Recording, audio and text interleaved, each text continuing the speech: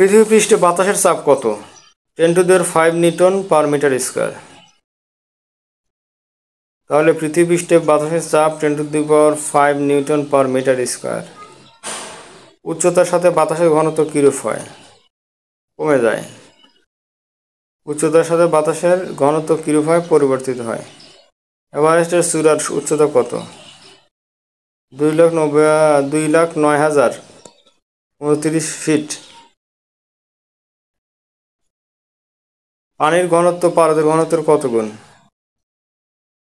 0.6 গুণ। পানির ঘনত্ব পারদের ঘনত্বের কত গুণ? 0.6 গুণ। সমুদ্র উপতলে বায়ুর সাধারণ চাপ কত? 76 সেন্টিমিটার। সমুদ্র সমতলে বায়ুর সাধারণ চাপ 76 সেন্টিমিটার। স্ট্র দিয়ে চমক দিয়ে পানি সর্বোচ্চ কত উচ্চতায় উঠানো যায়? 10.2 মিটার। স্ট্র দিয়ে চুমুক দিয়ে পানি সর্বোচ্চ কত উচ্চতায় উঠানো যায়? 10.2 মিটার।